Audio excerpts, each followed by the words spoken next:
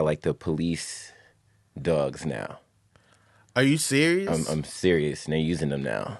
They got robot police dogs. That's right. That are instead of a German Shepherd, like your good old German Shepherd. Now it's like that Boston Dynamics dog, chasing after people. Okay, well, so they're not sniffing out drugs, but they're chasing people down. I don't know all the details. I haven't checked in on my homies, but yeah. We got Joe Brown in the house. Hey. You just gotta do it.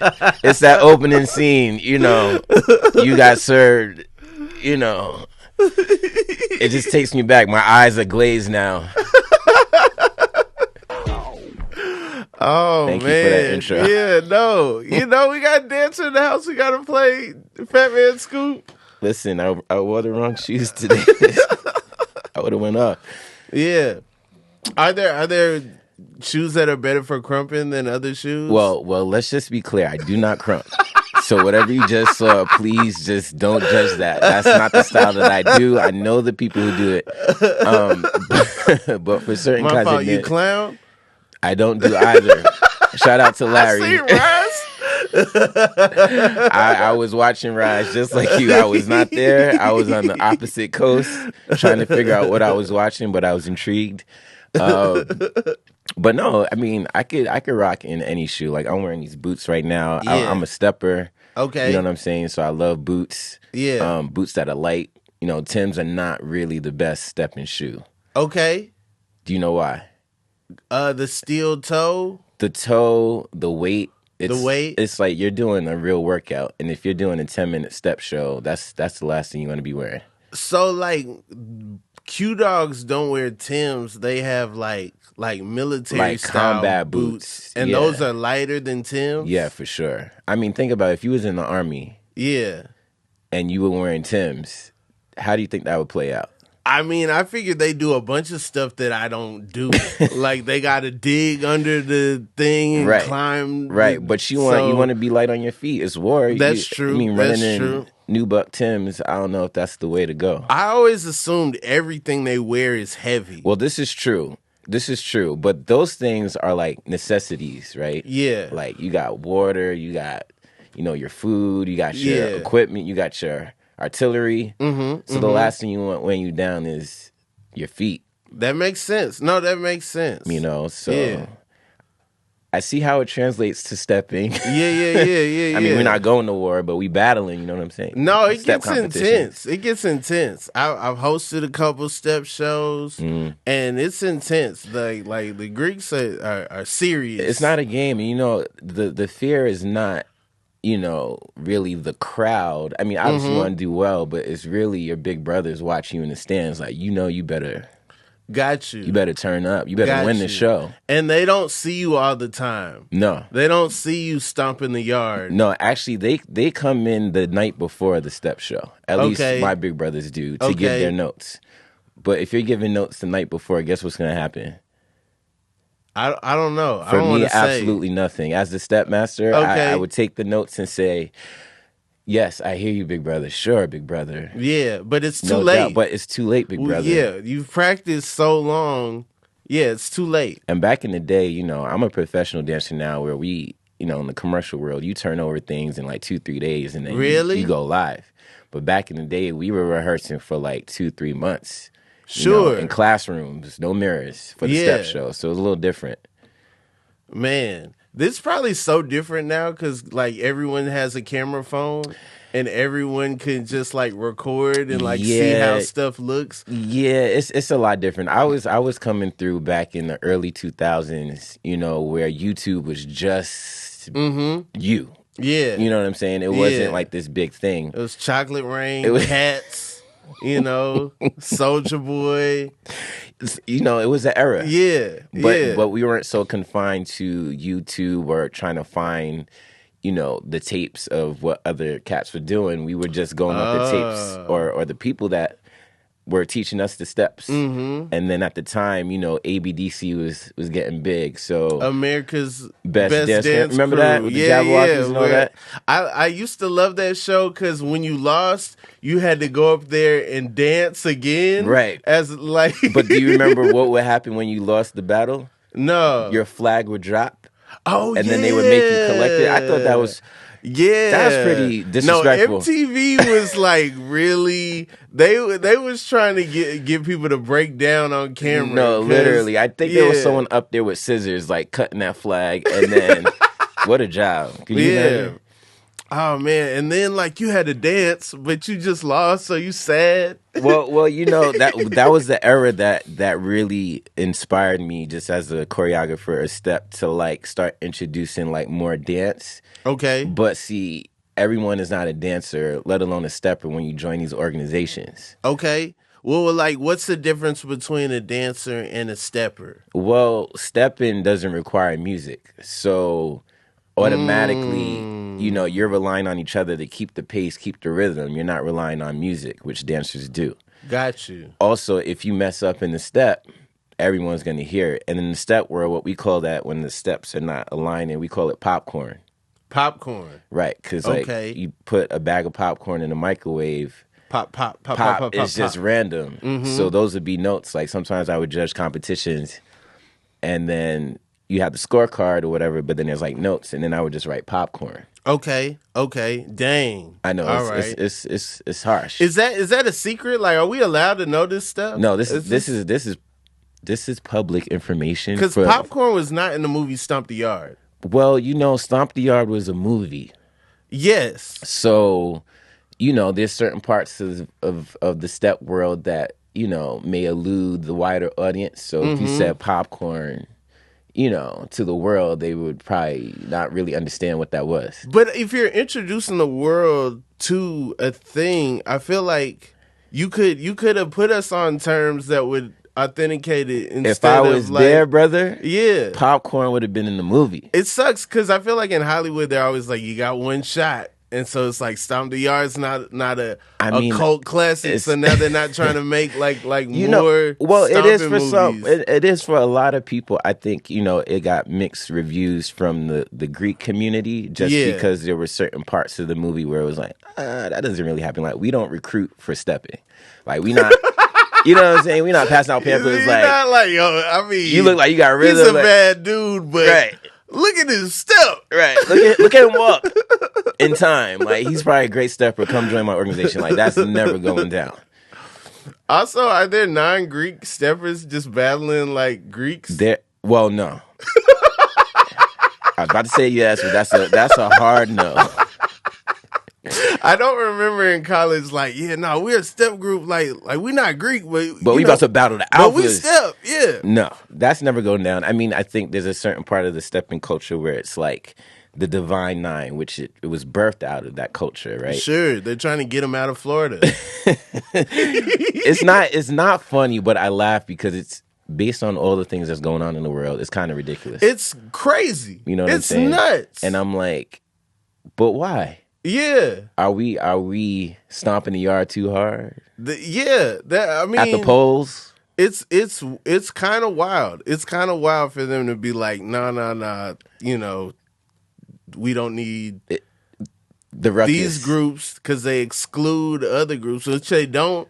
No, I mean, if you want to see somebody be hyped up, go see a white Kappa. Go see, because they be the most lit. Yeah, we have white people in our organizations. They be riding brown hard. alpha, and you will see people hyping somebody up.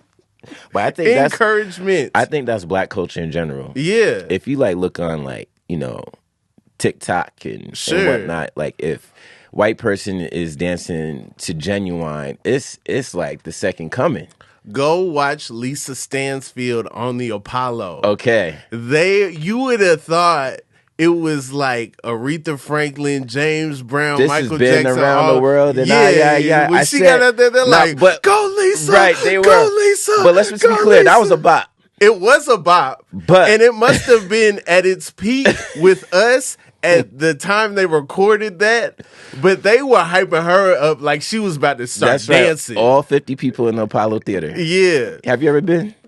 I've been. I haven't been in the main room. Okay. I did the Apollo Comedy Club. Okay. And so and being on that marquee and stuff was amazing. I do need to go Congrats to like an actual show in the Apollo. It's small. Yeah. So, like I said, but on TV it looks huge. It looks huge. I'm like, that's like a 5,000 seater, and it's like maybe 1,200. Okay, I have a question. Do you remember?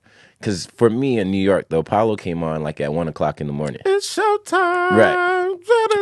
The Apollo. And tonight, yeah. Kiki Shepard. Most episodes are on Tubi. Really? All episodes were on Tubi during the pandemic. I don't know who got their episodes pulled or what, but it's sporadic now. What era is this? This is Steve Harvey. This is pre-Sinbad. Oh, like 87 okay. all the way to like around Anthony Anderson, okay. 02, 03, 04. Like they got a whole gang of episodes, yeah. Because there was this lady, I remember, definitely during Sinbad days, and she would sit in the front row. Oh, the older lady with the glasses, and she would be like popping. grabbing people That's and right. stuff. Yeah. I wonder where she's at now. Hopefully, I gotta she's give still her around. flowers, because she really big up to the lady in the front row at the Apollo. We miss you, we love you. But man, I gotta give you your flowers, Joe Brown. You always doing stuff. First of all, I met you on Sherman Showcase. Big up Sherman Showcase, and you not just dancing. Sometimes you was acting. Sometimes you was doing whatever was needed. That's a great way of putting it. if we needed somebody in a particular role, regardless of what national background, what what I'm saying, like you was Al Nigerian Sharpton, security you was a Nigerian, Ethiopian, whatever. I got chopped in half. Yeah, that was actually my first death scene. Okay, on camera, and I'm quite proud of that. Come on, man! You was in Homecoming with Beyonce. You was in the Super Bowl with The Weeknd. That's right, masked up. You be doing big stuff, man. Listen, Rob, I appreciate it, man. It's not one more time. Shirley Ralph accused you of kissing her at the party and whatnot. Oh, that was a different Joe Brown. My bad. That was. See, this is what I'm talking about. Let's just clear the air. My name is Joe Brown. You was down there doing something you wasn't supposed to be doing. You was not. I'm not that Joe Brown. Okay. Let's just be clear. You can check it on Google. No, but that experience on Sherman Showcase was like very illuminating. I honestly, when I auditioned for it, didn't know anything about it. It said sketch comedy. That's nuts. That's nuts. But I was like, it said going through the eras. I love sketch comedy, and Living Color, all those shows growing up. So I'm like, let's go for it. And then once I got the call, meeting everyone, it just felt like I already knew everyone.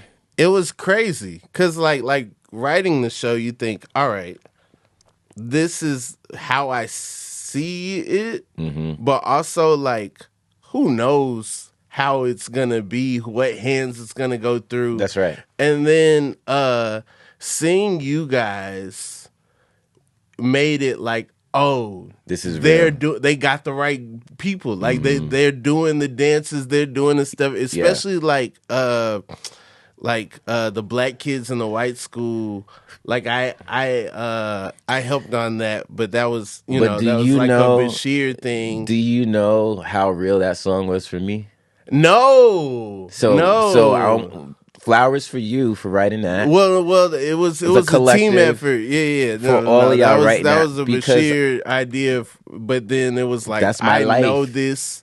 Yeah. And I'm sure it's a lot of our lives. Yeah. So that song, along with so many other things that I feel like are kind of pocketed in our community, like going to these types of universities and our experiences. Those stories are not told as often, and you guys bring that to the forefront in a funny way. I was like, oh, I'm at home. Yeah, because these are the conversations. These are the conversations and the jokes that we were having. Like, I went to MIT. As an undergrad. Oh, wow. Dang. These are the facts. You I'm a nerd. But you play it off so like we didn't. I did not know that. For real? If I went to MIT, you would have heard about it. Dude, license plate holder, sweatshirt, phone case, now more lanyard. You would calculator. Know. Yeah. You know, I wasn't wearing or representing MIT in that way because our culture is really not about that. Like, we're about. They call us the blue collar school in that we do the work, but we don't like brag about it. Oh, okay. Do you know what I'm saying? Okay, so that's on brand and not. It's kind of on brand, but branding the MIT thing. But brother, recently, yeah, because you know I am where I am in Hollywood. I think because I have more of a presence, I took it upon myself to when I visited MIT last year to give a keynote. And I went to the shop, and I was like, yo. Keynote at MIT. Come on, man. That's the school Will Smith was supposed to go to. I am fulfilling that legacy. Will's parents was like, all right, you got 1 year to make it at rapping, or else you're going to MIT. As if it was punishment. Yeah. Well, and so as a kid, I'm always like, "Yo, MIT is got to be up there. No, he got a perfect score in verbal. Like he's a genius in his own right, so it makes sense." But I went there and I was like, because I'm in entertainment, I want people to know like there are different types of entertainers out there who have different backgrounds, and so I was like, I'm gonna start wearing this MIT sweatshirt on sets when I'm choreographing whatever it is, and then it just always strikes up the best conversations. Yeah, do people try to play you? Now, you know what? How many people roll up on you like, what you know about MIT? That's the problem with y'all black people today. Y'all just out here wearing the school. Y'all don't know nothing about the school.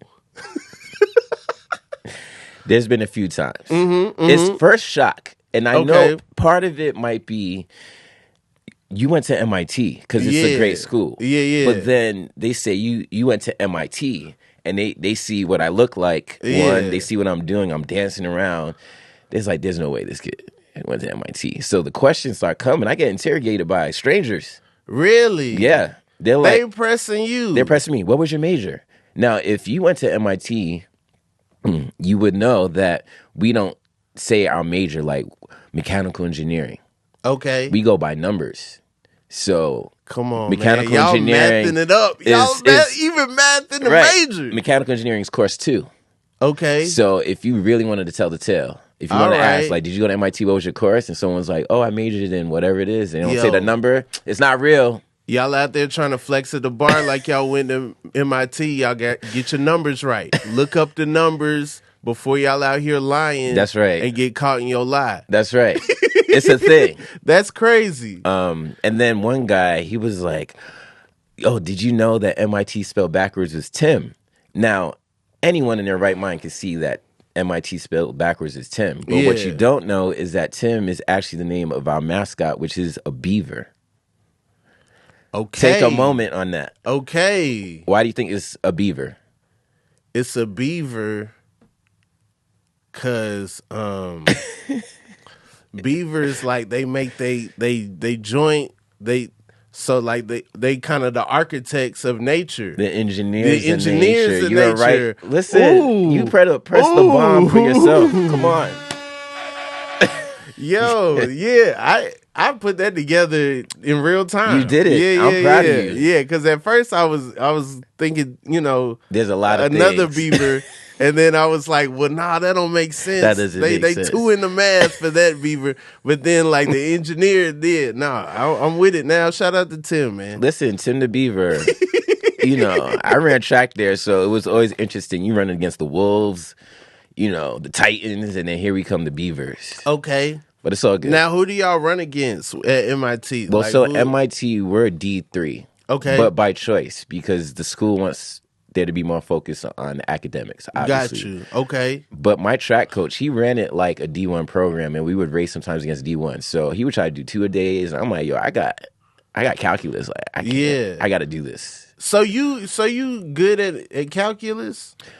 Yes. Now I say that calculus is the one. I that say that I was now, like, but it's been some had time. To bounce from math. It's a thing. My one class I was hard was differential equations. That's like the 3rd level, which was crazy. Okay.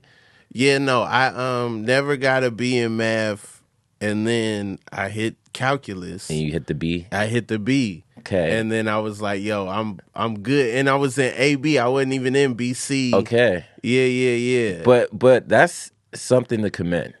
But like, I always knew I was gonna be in the arts. Like they would always, like my math teachers would always try to get me in the like math side of things, and I always just felt like if I do that, I can't be in the arts. Well, listen, bro, you can do both. Dang, if I knew a young Joe Brown back in the day, my life might be different.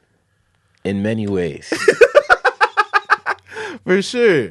I was a very interesting kid because I was a thinker, I was creative, I was involved, but I was also a knucklehead at times. Like, okay. I got into a lot of mischief as a kid just because it's New York City. It's a playground of mischief, and not the word. Like, let me just be clear. Mom is watching. It wasn't mischief, but it was like kids. We get into Yeah. Well, like, okay, I lived in New York for a few years, and I would notice that like it was some independent 12-year-olds. This is what I'm saying. And I was like, oh, if I lived here, I like comic books. I could ride the train to the comic book store. That's right. I wouldn't have to just be limited to what they have at Publix. That's And so then it's like, oh, okay, if I like music, I could go to the Virgin record store and listen to music all day. That's right. Being a kid here might be lit. I might have started stand-up at 16. No, but this is real, though. And the city forces you to grow up quicker, right? Mom, she raised me and my sister, single mom. She worked in Astoria as a nurse. Big up to moms and that. But Did you grow up in Queens? Both. So really, when you're in New York, I grew up in Long Island. I grew up in Queens, family in Brooklyn and the Bronx. It was like every weekend I was somewhere else. A lot of my family is in Brooklyn. My dad and mom are from Brooklyn. Okay. So you are part of the whole vibe. Mm-hmm. But I had to take the bus at a young age, like the public bus. Yeah. The bus is nice now. They got USB ports. For real? Yeah. It's been a while. You could charge your phone. No, it's crazy. Because they got tap. What? They got tap. The bus didn't used to take dollars, right? This is, yes. You would have to have like a bunch of quarters if you didn't have a card. That's right. They skipped dollar bills and went right to tap. Well, so from my school, they issued like a student pass Metro card. Okay. Which was actually lit because it just wasn't for the bus that we had to take to school. It was unlimited? It was unlimited. Oh. So this is where the mischief comes in. Our school started with the unlimited, and then by the end of school, it was like, all right, you get like 30 rides and a then month. That's it. Don't you over here going to Coney Island. You know what I'm saying? No. Well, like, this Atlanta, so, we on the MARTA bus, but still, it's like, yeah. Yeah, I think they stopped that now. Like, now the train is crazy. It's like $3, $4 to ride. It's like three something. It's crazy. Yeah. But, I appreciate growing up in New York in that time, there was just so much activity, so many things to do. There's a funny story, and when I say mischief, this is a funny story. Okay. My friends and I had decided that we were going to go to 106 in Park. We were gonna skip track practice. Okay. Right, to go to 106 in Park. How old were you? We were in high school. This is like junior. An appropriate age to be at 106 in Park. That's right. Okay. But me, I'm a little scary. I mean, my mom, she don't play. So we get to the bus stop. We about to go to the train. Mm-hmm. We get to the train, and your boy busts the U-turn. Because in my mind, I'm like, somehow, some way, my mom is going to get home from work. She's going to turn on the TV, BET, 106 in Park, and she's going to see my behind. See you on there. Harlem shaking with Bow Wow. And it's going to be a problem. Do you know who the guest was going to be? You know what? I have no idea. Yeah? It was just the idea that we were going. We were committed. You could have saw Michelle fall. You could have been right there when that happened. You could have seen Genuine on the stretcher. Yeah, that was iconic. Someone thought about that performance. You could have seen AJ give Janet Jackson a lap dance. But poor Michelle, man. Poor Michelle. It happens, though. In entertainment, anything can happen. It's just unfortunate that it was the open and 8 count.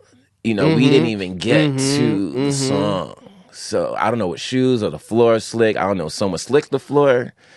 We should review that. I mean, Destiny's Child at that point, at Destiny Fulfilled Time, they still performing on TV. They don't have to. This is true. We know who they are. We know what they can do. We've seen them on the big stage. Right. They performed at the BET Awards that same year. They didn't have to perform at 106 in Park. So really, you know, you got to look at 106 and like what's going on. Like, did they have it out for them? Happen? Yeah, was someone buffing, shining? Maybe that's it. Because maybe they were like, Destiny's Child gonna be here. You better clean that floor. That's right. But you better. But stage right.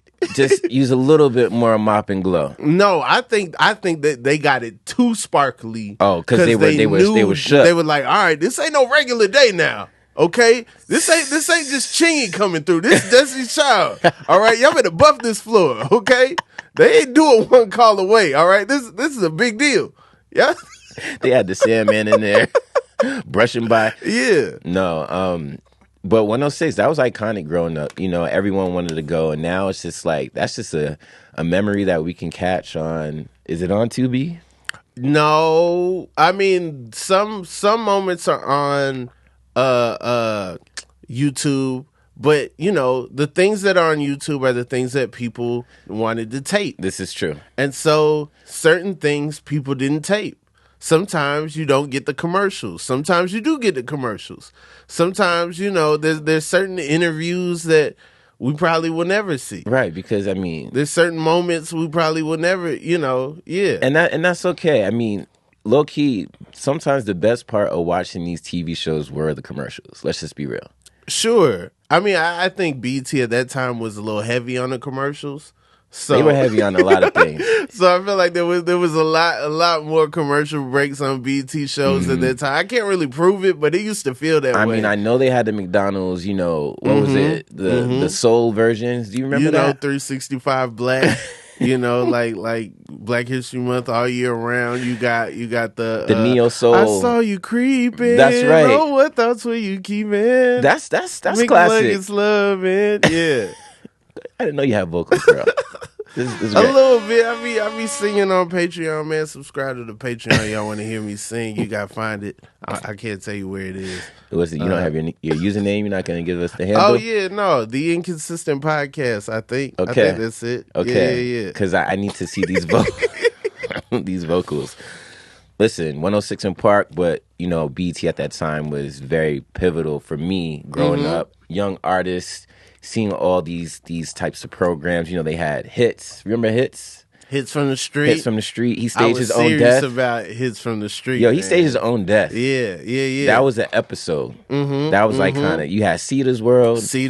Like I feel like BET doesn't have, you know, Basement, Rap City. You know, I miss that dearly. I miss that, and I hate that the kids don't have a place. You know, like I saw a thing, and it was like.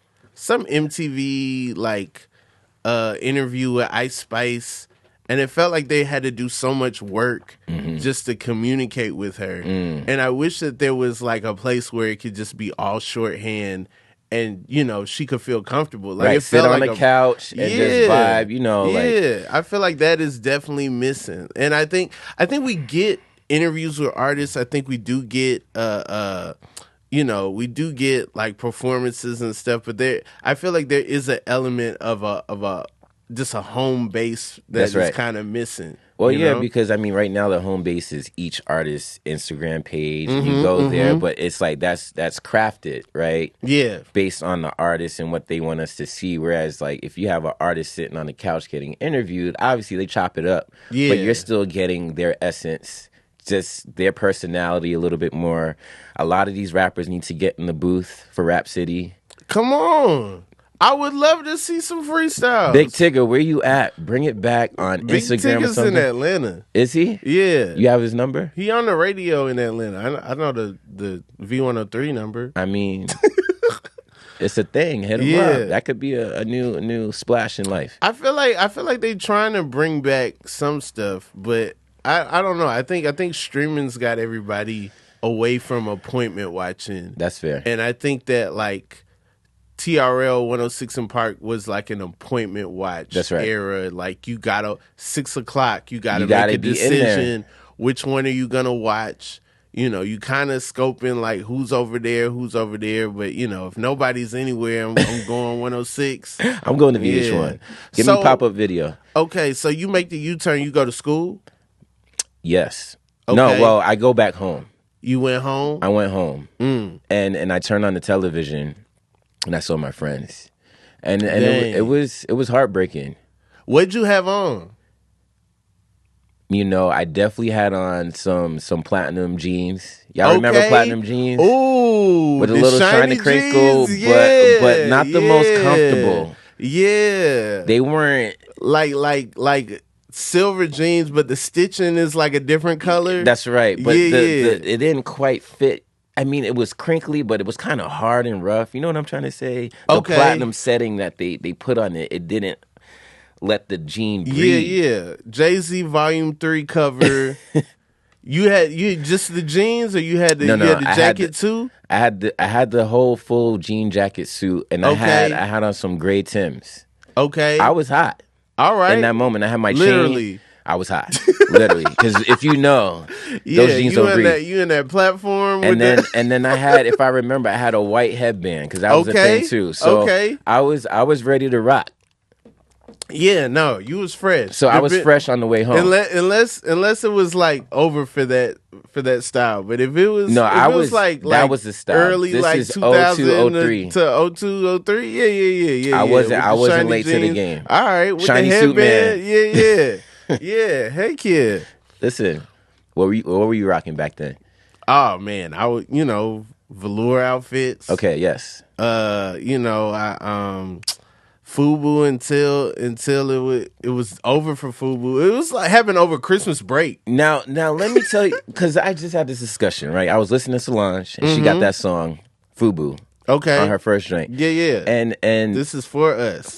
This is for us. Yeah. Now I have a question. Do you think the end of FUBU was when other people started rocking FUBU?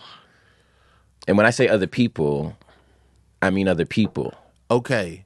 I remember FUBU, right? 99, like before 99 a little bit. Mm-hmm. I remember 05 jerseys. Yes. Fading one color to the other color, right?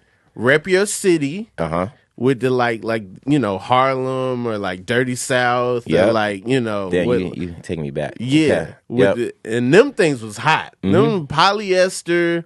I don't know what kind of like double it material, and then patent leather lettering on it. That's right. Okay, then we get the platinum FUBU, Fat Albert. We still in the game. Which I never purchased, by the way, because Fat Albert was giving fat prices. Okay, Fat Albert was expensive. I never had anything Fat Albert, but I would see it in the window. You'd be in the mall. It was up top for me. See it. That top row is like unreachable price, unreachable where it was positioned in the store. Yeah, my mom was like, "Don't even look up there." Right? Then I don't know what happened. Platinum FUBU. But then they got the Harlem Globetrotters right before Christmas break. The day after Christmas, Harlem Globetrotters like 70% off. We looking like, what is happening? What happened to FUBU that quick? Are you blaming it on the Harlem Globetrotters that FUBU went down? I'm saying Harlem Globetrotters got in right at the end, and then it was over. Like if you went all in on Harlem Globetrotters, it was a wrap. So are you saying that's a correlation, that collaboration, or was it something else? It was just time. Like we did Fat Albert already, and now it's just doing too much. I don't know. I think there was already a general consensus. People were already like, it's so weird because that era, it was all about those brands. It was like Fat Farm and Nietzsche, Pele, what was Mecca, Maurice. The Jabot jeans. Jabot, yeah. Did I pronounce that right? How do you say it? I don't know. It's French. So I say what the people around me in Atlanta were saying. So I'd never say Maurice one more time. Francois Jabot. I'm always saying Jabot. But that's just I don't know. I think when I'm thinking about it, because I was just getting to college. Like I graduated in 03. And this is the time, mind you, this is Boston, but I don't know if it was a Boston thing, but polos and Lacoste was coming through. And the preppy look. So I feel like that might have started to eliminate that vibe that we were rocking. Yeah, no, that definitely was happening. And then, Kanye... That's Jay-Z right. changed clothes. That's right. Literally, we changed clothes. They made us change clothes. And then after that, it's like people wearing button downs. Right, with the blazers. You ever do the button down with the 2 collars? Yo, I gotta take a sip. Hold up. Because I had a whole double collar, pop collar, polo phase. Okay. And I just remember there were just, in my opinion at the time, a few haters were like, yo, you doing too much. And I thought I was fresh. They were color-coded. They matched my sneakers. Like, I thought I was on. I found a picture the other day. Ooh. And I said to my younger self, you were doing too much. You were doing too much. All right. Because what was the purpose? What was the reason? I seen somebody do it on Next. And I was like, I think I could do that. Now, this is where I messed up. I messed up because I'm trying to flex, but I only got one good Ralph Lauren polo. Okay, so the one underneath. It's a Hagar polo under a Ralph Lauren polo. The buttons they had different. The one with the champs. It was like a C with wings on it. Remember, it was like an offshoot. Okay, because they had Lacoste, then they had Le Tigre, which was like a step down as far as like the Animal Planet situation. But it was like Le Tigre was better than a United States Polo Association. That's right. A Beverly Hills Polo Club. This is true. It's above that, but it ain't Lacoste. It's never Lacoste. But also, not too many people in the school got Lacoste. No, because they were like $80 a pop. Yeah, but it's okay. No one knew it was underneath the first polo. The drug dealers' kids just had starting Lacoste. off like that. Okay, yeah. Like we had some Tariqs and some Canaans at our school that, like, I don't know what their parents did, but they got every throwback jersey. They got Listen. They might have been part of the game already. Slinging them things. That's real. I'm not gonna say any names, but the people who went to high school with me know exactly who I'm talking about. And they are watching right now. Yeah. I mean, it was an era, double pop collars, again, dressing preppy. I don't know, did you have boat shoes?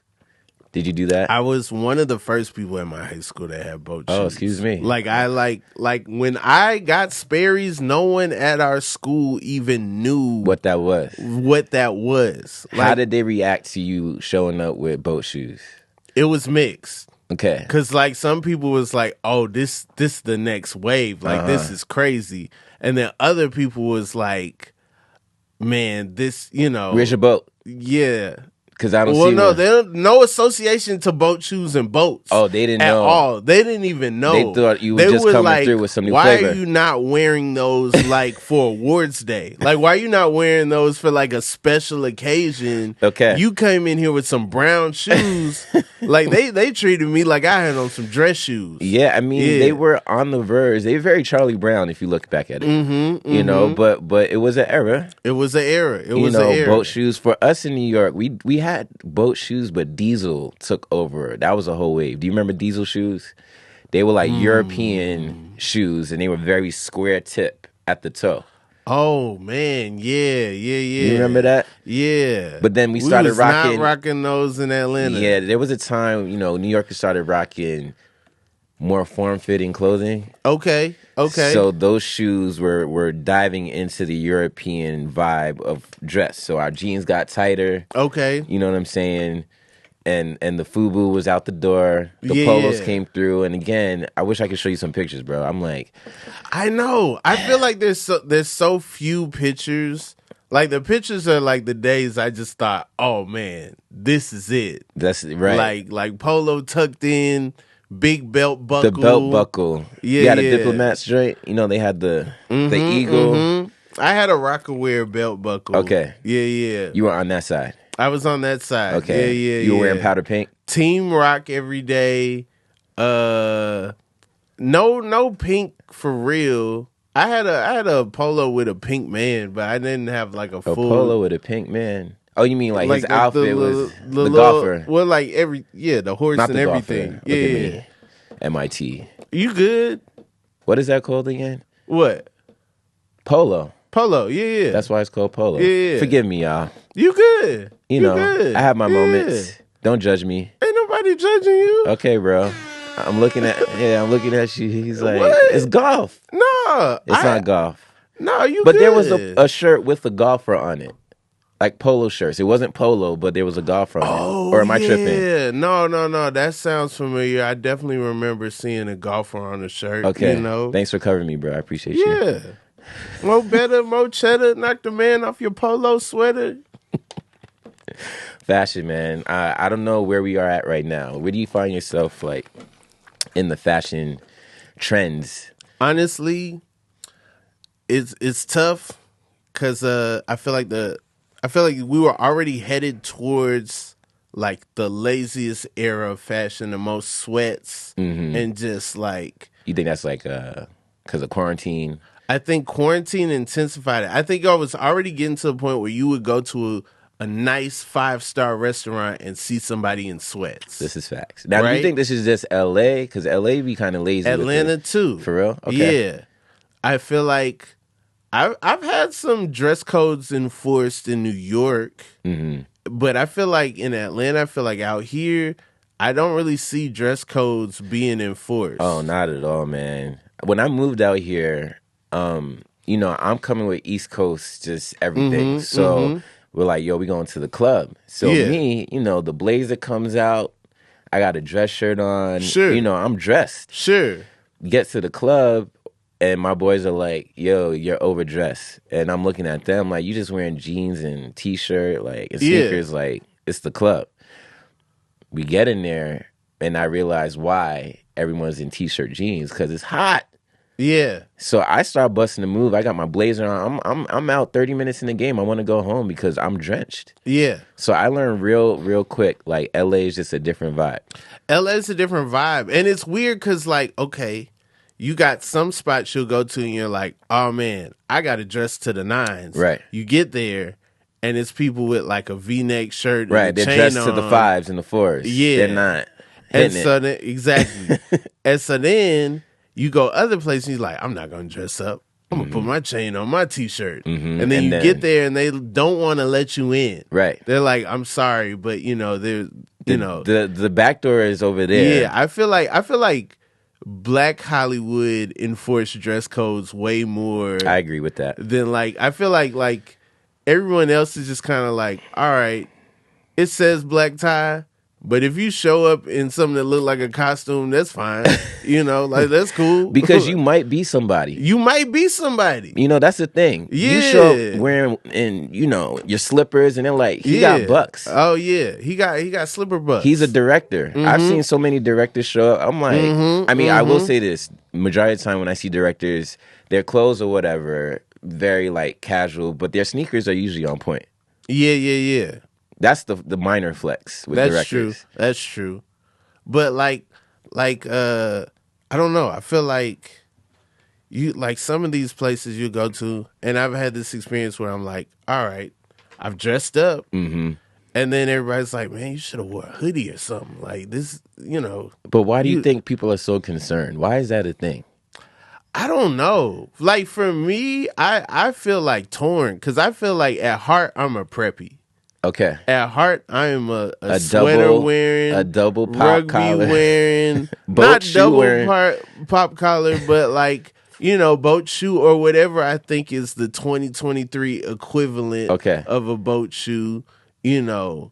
And I feel like, and I think, you know, going through what we went through, it's hard to be like a revolutionary in a preppy. I mean, you know, it's hard to have like such a Eurocentric idea of what you like as fashion, and then also be down for the cause. Yeah. I mean, you could break the mold, bro. We could do it together. I mean, the mold's been broken, but then that dude went and, you know what I'm saying? It's just like, golly, dog, That's why I mess with you heavy, because it's like we were riding for you. We was riding for you, because you had on a collar, but you was talking that Black Panther stuff, and now it's like, dog, it jacked us up. Yeah, I know. I mean, I don't know. I haven't seen that equivalent to this day, so maybe there's a shift that's about to happen, because the fashion right now. I just don't know what to say. It's giving Fifth Element sometimes. You know, I do feel like that. I do feel like, all right, if I go back in time with a picture of Lil Uzi, then my past self will know he's definitely from the future. He's got to be from the future. Look at this picture. There's no one that looks like this. There's no one here. But the kids are wearing these things. You know, I teach college kids. You know what I'm saying, and their wardrobe is just. Exactly. Thank you. You know, you can't get enough of those. You out here teaching the college kids. I've been seeing the videos online. I think it might be one of your classes. I don't know. But y'all be moving so fast.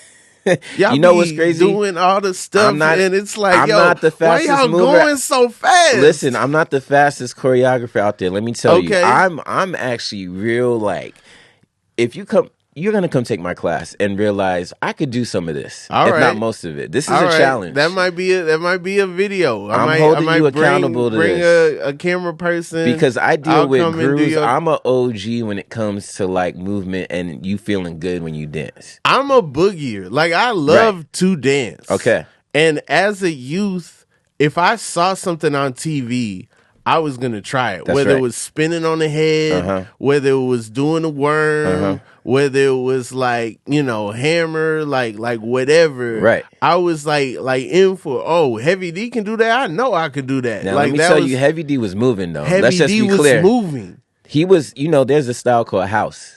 Okay. Right? Which is very like up, bouncy. You're using a lot of like footwork. Yeah. And if you go back to like now that we found out, he was jamming in that yellow suit. Yeah. You know what I'm saying? The little like that jump hop that Heavy D was doing, you could tell, because when you see Heavy D on a different world, everybody's trying to do the Heavy D move, like Ron and like Dwayne, and they look crazy. Right, but Heavy D had the flow though. Yeah. And he was a big dude, but he knew how to move. You know what I'm saying? R.I.P. Heavy D. Listen, he has the classics. He has some classics, some dance for sure. classics, but like his flow over these like some of these are like house tracks. I'm like, you know, I see a lot of artists doing that now.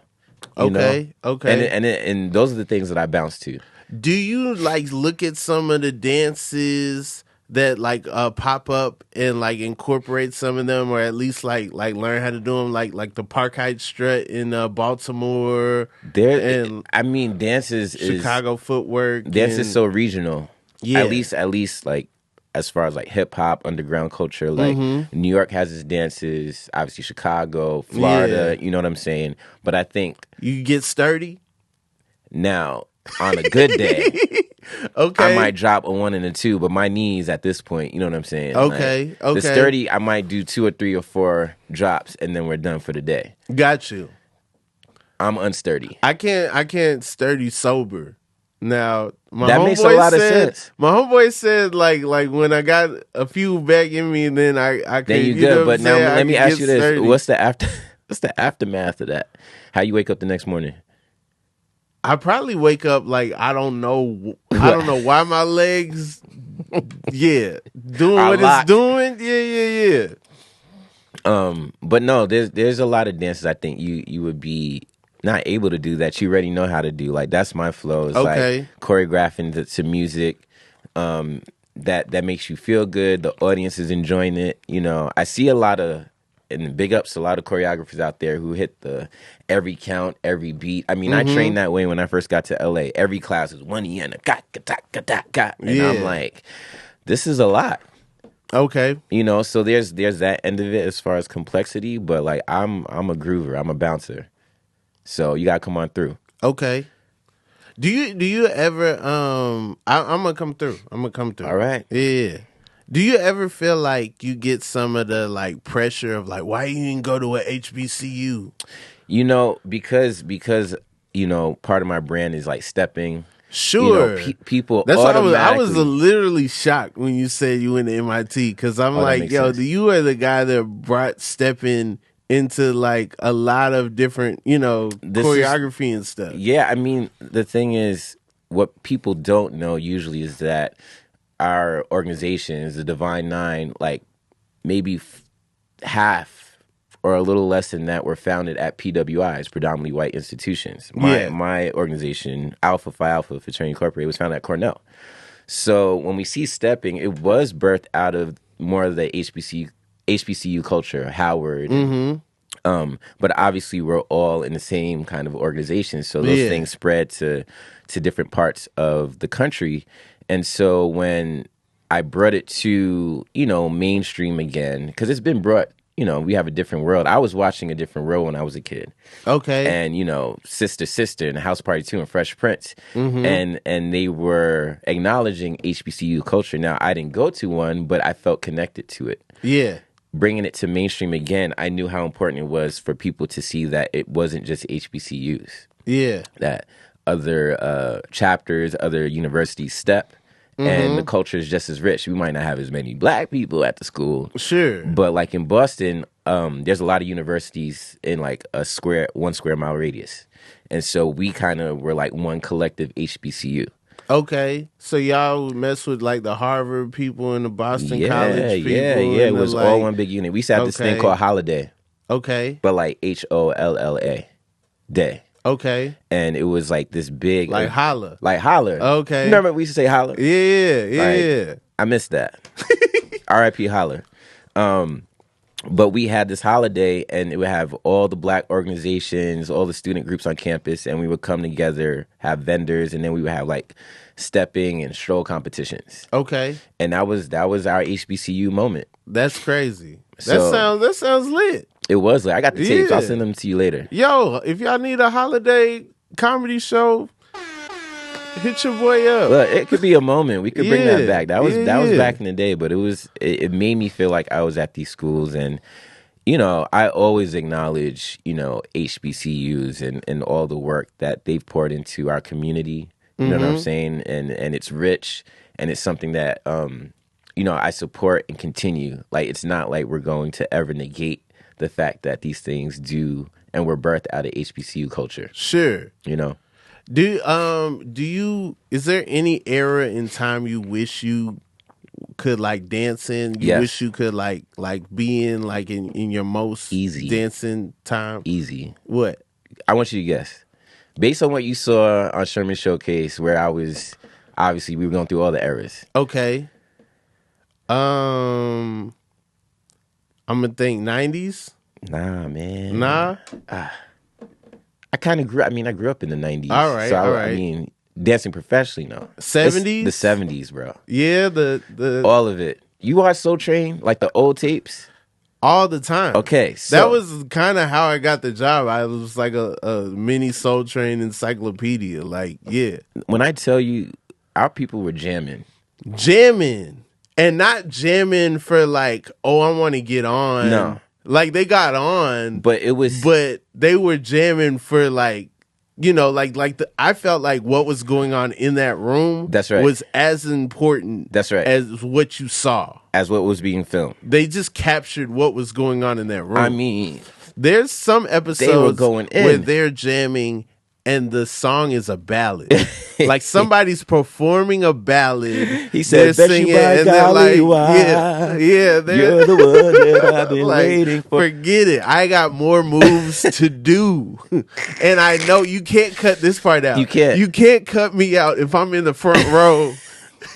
Now, some guys would go mad hard, though. Like, I just watched the clip, and everyone was like in a pocket, but this one guy, I don't know what he was on or if he was really feeling the music, but he's in the front and his neck is popping back. But I'm like, when you feeling it, you feeling it. It's crazy. All the people that were Soul Train dancers, like Rosie Perez, Alex Thomas, Vivica Fox. That's right. Rerun. Like, yeah, they're it's iconic. Nuts. Rosie Perez, she was a moment. Yeah. Do you watch Pusha. her? I think her niece has a TikTok where she recreates. Oh, no, you got to send that to me. Oh, it's because crazy. Rosie was going off. Rosie was going off. Like, yeah. I don't know how many pumps she did in one episode of Soul Train, but at least 100. That was her move here. You know, ain't nobody pumping their way into stardom. Nobody's anymore. pumping. No one's using one move to go to stardom, to super stardom.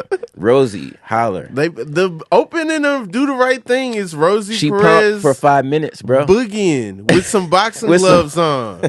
She was literally fighting the power with her pumps. Yeah, you can't be mad at it. That was actually, if you really want to correlate it, you could think about that as like a through line to what crumping is today. And that it's a response to what's going on, and that energy that you're pushing out. You just made me think of something. That's a thing.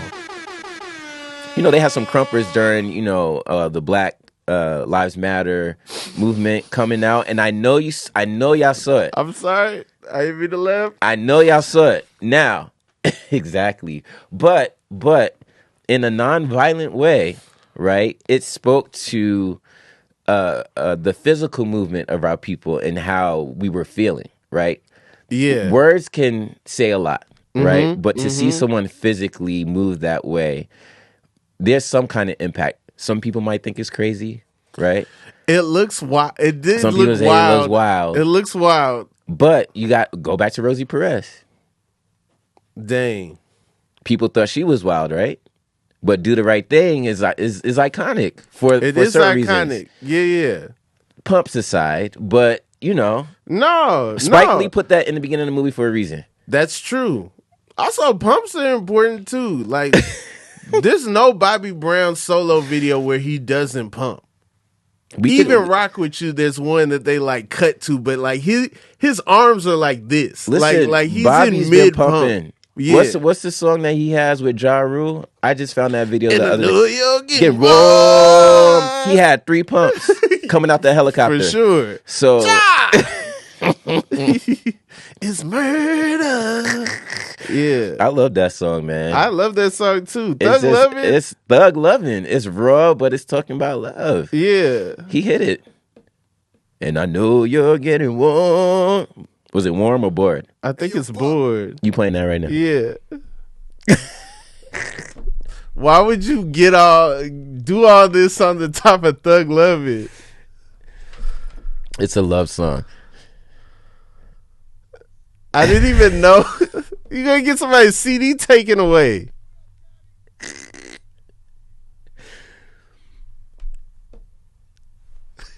But come on. It's a bop.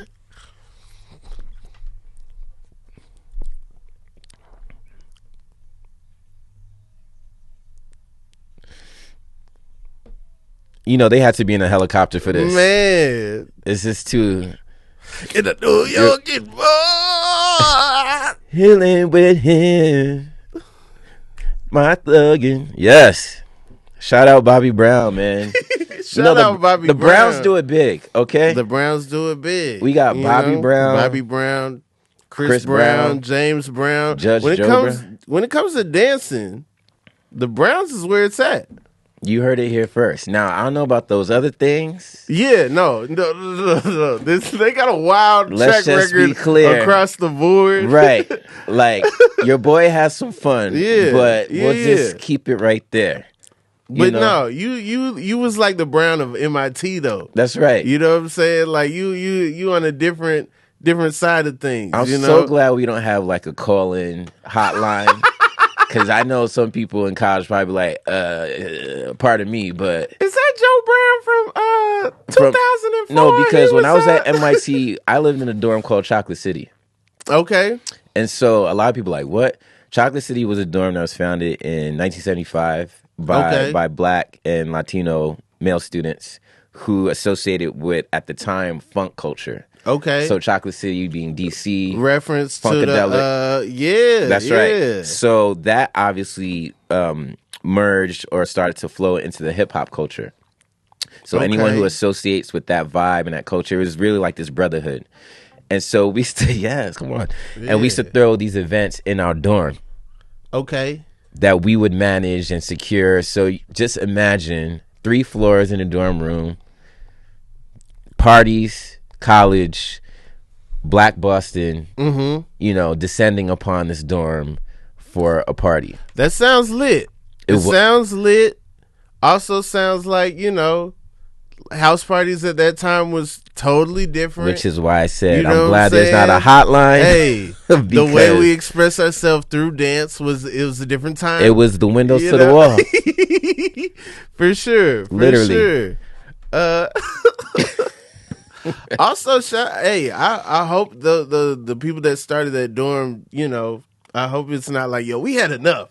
All right, no. we need our own dorm. It's too crazy over here. It's changed. It's changed. Obviously, quarantine changed some things, but I went back and I talked to the younger brothers in the house just to just pour back into them. Like, yo, y'all got to really hold this house down because, obviously universities can take things away if they don't feel like it's beneficial to the community.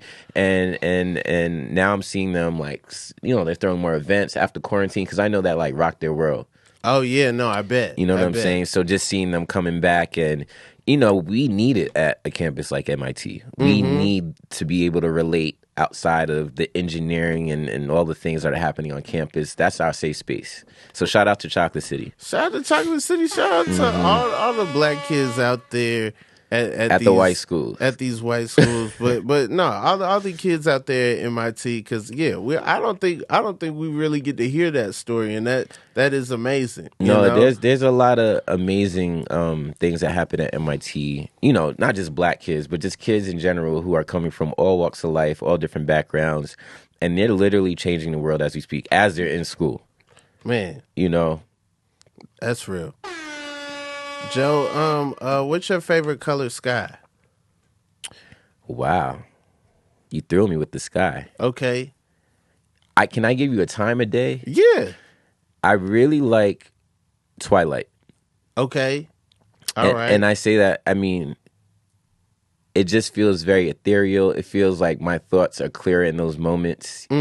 People are kind of settled down. The world is quiet. And just looking up at the sky. It's not pitch black. Got you. But there's a little bit of light coming through. I really enjoy those colors. Okay. Which are like the blues and the purples. And those are my favorite colors anyway. Yeah. Got you. Have you seen Swarm? I literally just finished it last night. What did you think as somebody that was involved with, say her name, homecoming experience? Say her name. Say it. Naja. That's right. Naja. Beyonce. Yeah. Was it trippy? Was it was it just, were you able to just get all the humor out of it, or were you just like, I definitely chuckled simply off the fact that they were just so blatant about it, but not blatant. Even when they were blurring out the name, I saw one of the characters, like the bee was forming. Yeah. So I know they did that intentionally. Yeah. As far as the fandom, I have experienced that, just being in that camp for a little bit and seeing how tight security has to be because the fans are really wild. I was at the show where the guy ran up. It was a guy that ran on the Run 2. On the Run 2 in Atlanta, the first night. Yeah, a guy in a New Orleans Saints jersey ran up on the stage. Yeah. It's wild. I'm like, where's Julius at? That should have never happened. But, the fans are really wild because we felt it. In the Coachella show, they were the Bugaboos, and we were kind of featured. Yeah. And when I tell you the type of DMs we were getting, because they felt like we were attached to her, like we were her kids or something like that. Yeah. And the requests, the responses, were pretty out there.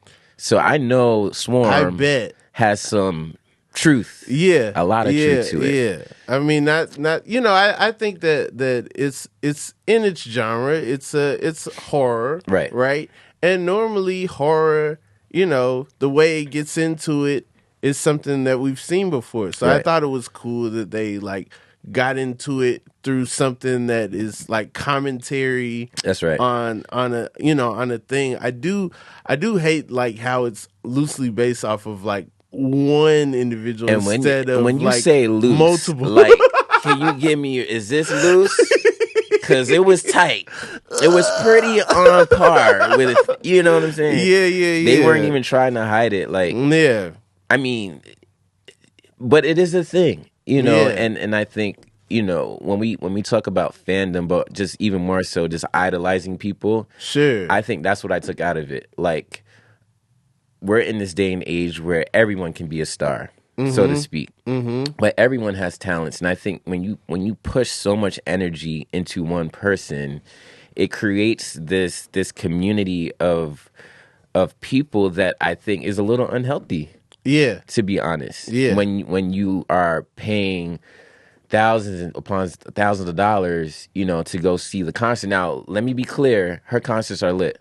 Yeah. Like, if you're gonna pay $1,000, you're gonna see her. I'm going to Renaissance. Right. Because that album was like, and I never, like, I'm you know, I'm a Beyonce fan, but I'm not to the degrees of now this is new to me. I didn't know this about you. So I know. I watched Coachella the first week, live stream, right?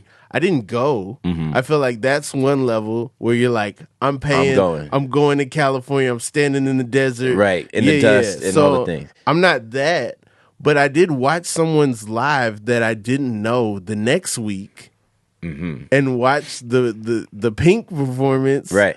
Like, and, you know, through, like, just, like, hopefully they got a full battery, you know, so I feel like that's where I'm at. Like, I'm not You're like, not pushing kids over, you know, to no. Yeah. But at the same time, I enjoy the music. I enjoy the music, and I do wanna see, you know, how I'm not knocking people down, asking for visuals. Right. We've gotten so many Beyonce videos. This is correct. You know what I'm saying? So I'm not that level where I'm like, where the visuals? Right. You know, I'm not that. But at the same time, I do enjoy the music. Yeah, you know, I think Renaissance. At first, I was like, I don't know yet, because I was listening to things out of order. The first track, was just a little aggressive for me. Yeah. You know, release your job, release. I said, I need a release from listening to this. These bills ain't gonna release. Right, I'm a little panicked right now as I'm going to work, because he's telling me what to do. But as a body of work, I think it's excellent. Like, the songs flow. You feel like you're taking on some kind of club journey. Sure. You know what I'm saying? And I think she's had content that was a little bit more rooted in the problems that are plaguing our society. She's had those moments. So I think this is kind of more like uplifting celebration. Yeah. Like, let's just loosen up from all these things. So I applaud her and her team for putting that together. And the visuals will just be the tour. That's what that should be. Yeah. You know what I'm saying? We got 1 million Beyonce visuals. And there's so many classic albums from the 70s that are no visuals. Like, you know, Chocolate City don't got a visual. Yeah, we weren't thinking about that back in the day because we were going live. You know, we were going to experience Parliament and all those things. I mean, I wasn't there for that, but you know what I'm saying? But I'll watch a Parliament concert on YouTube. That's right. And they were crazy. They every 6 months would have a different show, different looking show, different theme and everything. And it kept you intrigued. I mean, live shows, I think, that energy needs to be brought back, right? Yeah. We are so consumed and confined to our phones. You know what I'm saying? That's why everyone's like, the visuals. I'm like, there's nothing like going and seeing a live show. That's real. Like, my little cousin, she was watching Thriller, right? She could sit through Thriller. I'm like, she likes Thriller. I'm going to show her All Right by Janet Jackson, right? She keeps tapping the screen to see how much time is left. And it's like, it's a video. It's only like 5 minutes. Like, what do you mean? It's just like, So she don't have patience for Janet, but she got patience for Michael? Is that what's going on? Okay. Yeah. All right. I don't know. I don't know what it is. I don't know, but... I mean, was it the right video that you showed her? You know, I never skipped Janet. I love Janet. I thought All Right was the perfect video Cab for Calloway. a little. Yeah, and I'm like, yeah. Well, yeah, this is true. Janet's got on pants. Yeah, you couldn't show her like If or nothing like that. No. I'm gonna get in trouble. I mean, I watched it as a kid. Cab Calloway. I'm thinking this is gonna be great. She don't care. She was trying to fast forward through it. It's okay. Well, you know. It's Janet. It's Janet. Joe, where can the people find you? Anything you want to tell the people you want to promote? For sure, man. Well, you can find me on Instagram at Joe_Brown101. It's 101 because that's my birthday, October 1st. I'm a Libra down, okay? Okay, Not that matters, but it matters. And then I definitely want to promote my performance company, Stroll Groove Incorporated. We are a crew of professional dancers who step and stroll and do all sorts of immersive performances. And this is our 10-year anniversary this year. Wow. Since I started it back in 2013. So we are doing it big this year. So check us out at Stroll Groove on IG. Bet. Joe Brown, thanks so much for coming through. This was incredible. I learned so much about you. Yeah, man. Yeah. I learned so much about you. I mean, the polos, you know what I'm saying? Like, we share this preppy moment. It's a thing. We are bonded preppy brothers. Sure. Yeah. This has been the Inconsistent Podcast with Rob Haze.